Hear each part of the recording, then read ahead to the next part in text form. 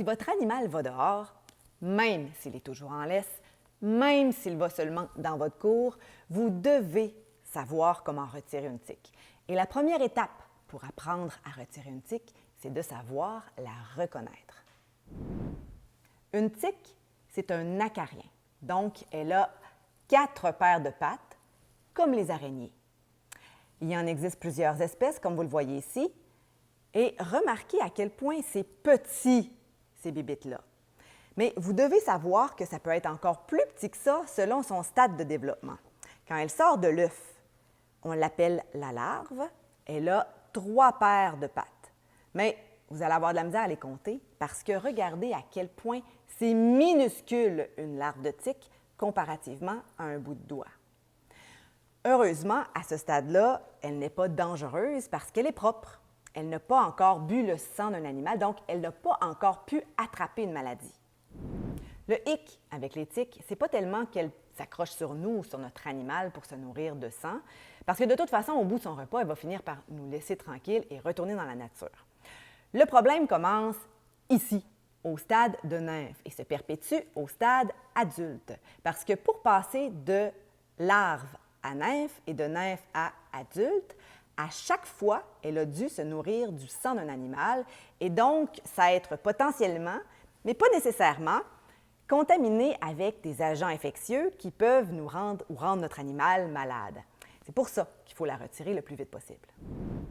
Si vous prenez l'habitude d'examiner votre animal tous les jours et que vous retirez la tique à l'intérieur de quelques heures après qu'elle se soit accrochée, eh bien, vous diminuez grandement les chances qu'elle ait pu transmettre une maladie à votre animal, et ça, même si elle était contaminée. Donc, c'est plutôt rassurant de savoir ça. Par contre, c'est plus facile à dire qu'à faire. Et là, je veux que vous remarquiez à quel point c'est petit, une nymphe. C'est pas plus gros qu'un grain de beauté. Alors, il faut vraiment être attentif. Si vous la manquez, la tique va boire du sang pendant environ 3 jours ou plus, et au bout de son repas, elle sera gonflée de sang et aura l'air de sang. Rendue là, vous pourriez même la confondre avec une masse, mais vous ne voulez pas vous rendre là, parce que si elle était porteuse d'une maladie, eh bien, c'est trop tard.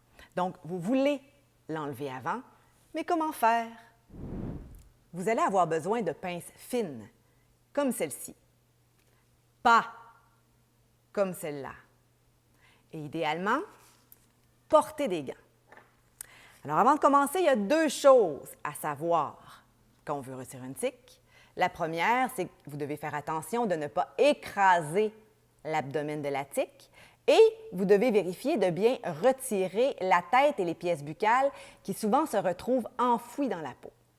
Alors, vous allez saisir la tique à la base, le plus près possible de la surface de la peau. Et vous allez tirer perpendiculairement à la peau dans un mouvement sûr et constant sans la tourner. Généralement, vous allez sentir la peau se soulever comme ça ici avec la tique, juste avant que finalement elle lâche prise. Une fois que c'est fait, bravo!